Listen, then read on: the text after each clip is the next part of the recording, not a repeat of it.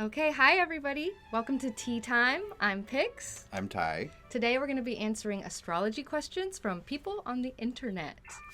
So, I just want to plug, if you're interested in getting horoscopes or forecasts, you can join my Patreon. It's patreon.com/pixartea. You can check the link in the description. Okay, so should we get started with these astrology questions? Grab our tea. Yes. Grab our definitely. tea and The astrology. Yeah. Okay, so let's look through these questions. All right. First question. Let's see. How do you know what sign rules you? How do you know what sign rules This you? is a great question. That's an interesting way to word it, too, because a planet rules you, not really a sign. Yes. So there's a lot to unpack. Yes. So verbiage-wise. I guess we'll start with that. Yeah. So everybody has a ruling planet, and that is based off of your rising sign. Sign. So that's probably That's where the that confusion question came from. Yeah. So Ty's a Leo rising. Yes. So my ruling planet would be the sun. Yeah, because the sun is ruled or rules Leo. Yeah. Yes. So I'm a Scorpio rising. So Mars is the traditional ruler of Scorpio. So I'm ruled by Mars. When we both have our ruling planets in the sixth. Yeah, in the sixth house. So that's the next step. Yeah. Is once you know your planetary ruler, you look at that planet in your Where's he natal at? chart. Where's she at? Where's she Where are at? they What at? sign is it in, etc. And so my Mars, ruled by Mars, my Mars is in Aries. So I'm ruled by Mars in Aries. It doesn't rule you per se. That is just the verbiage that has been passed on. Yeah. But it does. The ancient terminology. It carries a little more weight, I would say, than the rest of them. It's kind of the one, say, calling the shots. Head of the helm. Yes. He's steering the ship. Exactly, steering the ship. And it really does say a lot about your personality. It really does. Like your ruling planet. And especially, it's nice to tell the difference between rising signs with your ruling planet. So as two different Scorpio risings will be very different Scorpio risings based on where their Mars is. Yes. So my Mars is in Aries, so I'm very crucial. impatient, inflamed, inflammatory. Heated. Versus a Scorpio rising who's ruled by Mars in Cancer. Yeah.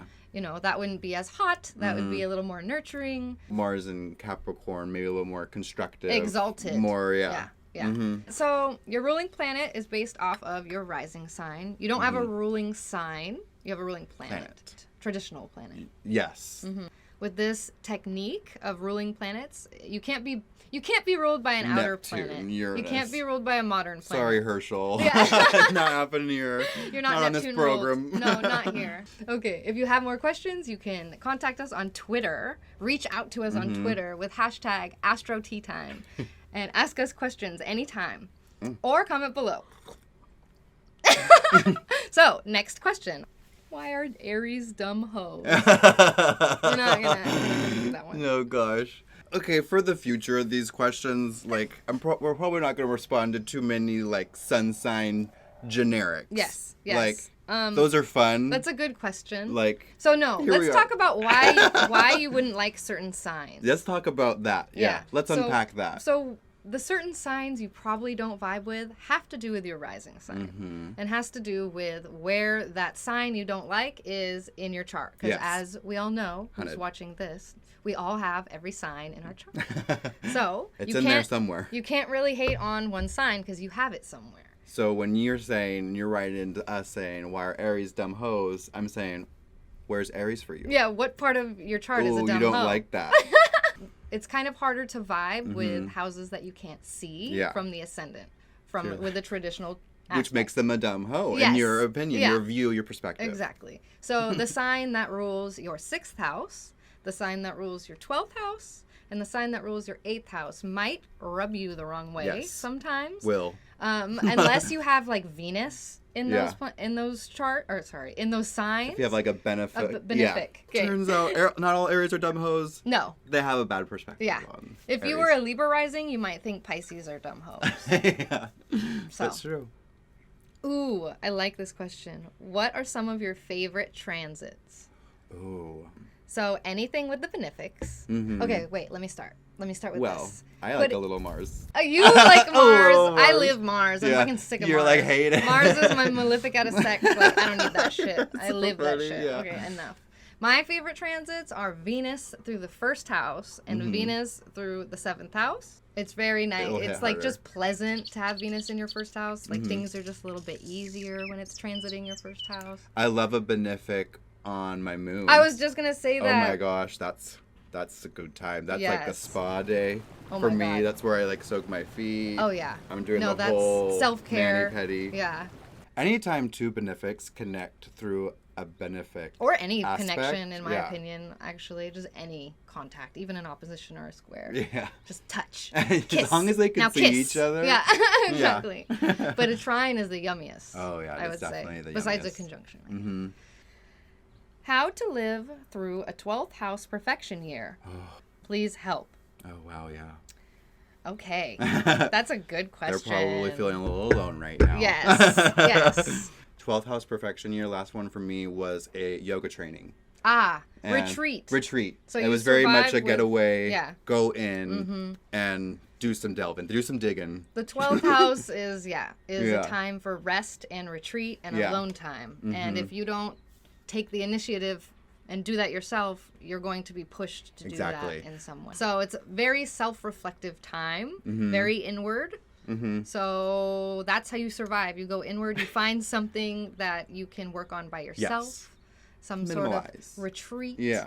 A retreat. Isolation. Traveling. Some time alone. Traveling Yeah. is a really good time. Yes. Or the 12th house is a very good time for traveling. 12th house. And also Saturn's joy. Saturn having its joy in the 12th definitely pushes you to make commitments, long-term commitments. Yeah.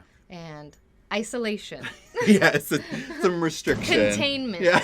of some kind. Common themes Yes. that you'll see in But the you 12th. can remediate 12th house transits or perfections Oh, by totally. initiating your own alone time, going on retreats, traveling far from home. Even if you can't travel, you can't afford to travel, you can't leave for some reason, stay at home, read books. Yeah. That's Travel traveling. in your head. Yeah, exactly. Travel in your head. But yeah, some sort of occult thing might help. Tarot. Yeah. It's definitely the where the veil is the thinnest. There's so like the mystical aspect, Yeah. I would say, definitely Yeah. comes through where for me, I remember my last 12th house perfection, it was kind of like a re-finding and coming to terms with my religious side of myself. Yes. And where I was like kind of very kind of anti-Christian, I would say, for a while after like kind of going away from the church, then going through this yoga training and then being reintroduced to it in a different light, a more loving and opening light, was just like reframing my mind of like how to be a better person. My last 12th house year, I was very lonely. I had just like graduated school and moved to a small town and didn't have any friends. So we were close. I started smoking weed and I never stopped. Smoke weed every day. And so that's a 12th house Yeah. perfection Addiction. year also. Definitely something that should That come comes up. It comes up. It comes up. It does. So that's what we have for the 12th house. That's the tea on the 12th house Yeah. today. There's From the two tea. 12th house moons. Yeah. If you have any 12th house questions, Yeah. oh my God, we're so happy to We're talk about eager the to 12th. talk about Yeah, it. we're eager to talk about it. So write in with your 12th house Yeah. questions. Hashtag Astro Tea Time. So what happens if the ruler of my ascendant is conjunct the south node? Thoughts? Okay. So I'm happy to heavy. talk about the south node because the You- south node is conjunct my midheaven. So the south node is scary sometimes because it's about letting go. It's about letting go and starting unpacking. over. The other thing about the south node, besides letting go of the material, that means that it's very spiritual because it's about letting go of material, letting go of everything. And what is left is spirituality or your spirit, your soul. Ancient things are also south node. Very old. Yeah. Yeah, very old ass. thing. Yeah, exactly. So, I guess my example, I'll just give you an example. My south node is conjunct my midheaven, and I'm kind of known for, in some circles, for like completely changing my life, letting everything go. I literally let go of everything. My Yeah. best friend, my husband, my animals, my house, all of the things The in the van, house, yeah. the van. I've let go of everything. I'm kind of known for that, with it being conjoined my midheaven. I'm also known for astrology, which is a South Node topic. Yeah. Astrology, spirituality, mediumship, tarot, that is a South Node Mysticism, thing. the ancients. The ancient Yeah. things. Learning Hellenistic. literally the oldest astrology Yes, there is. the oldest Yeah. astrology I can learn. You're like, I don't know, give me the oldest. Yeah. Into really old shit. Yeah. So, lean into your interest in ancient things. Yeah. Basically. That's definitely, and don't be afraid to let anything go. Don't, Yeah. kind of like, it's like a lesson in non-attachment. Yeah, you know? and like be happy to let things Yeah. go, What is that meme? It's like once your reputation is ruined, you're free to do whatever you want or something like that. That's a meme, or is that Gandhi? What transits are you looking forward to for the rest of the year? Great question. That is a really good... Oh, shit! That is a really good question. I'm not sure if I'm looking forward to it. I'm kind of The Pluto bracing. thing? No. I'm bracing myself for it, is Mars retrograde. We're going to have Mars in Gemini for 6 months. 6 months. Mars is not usually in a sign for that long. Yeah. And it's gonna go from, the end of August until the end of March. And so March of next year is the crescendo. The crescendo. We need to be talking about March more. That is Yeah. the crescendo of so much. So many stories are getting tied up in March or by March. It's a wrap.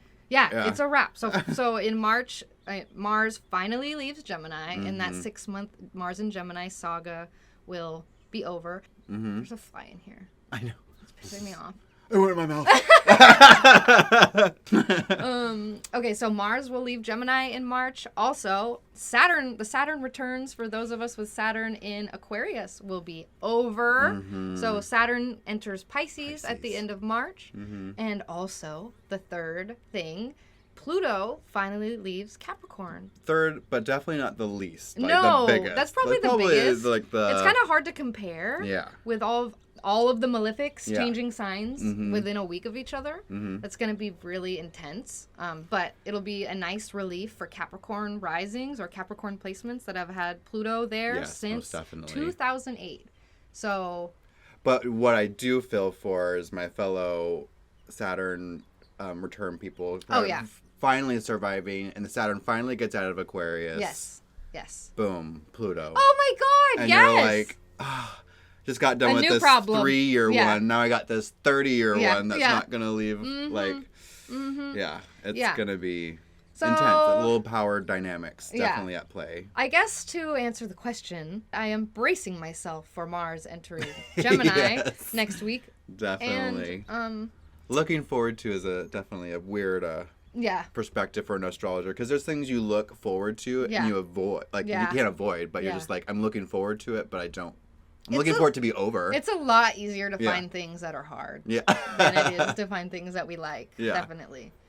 So that's that tea. So that's that tea. That's all we have today, all the questions we have. That was fun. That was fun. If you have more questions, you can write in on Twitter, tag me at PixarT, and then hashtag Astro Tea Time. And we will answer your questions when we do tea time. Yes. So that was so much fun. Thank you for joining us. I'm Pix. I'm Ty. We will see you next time.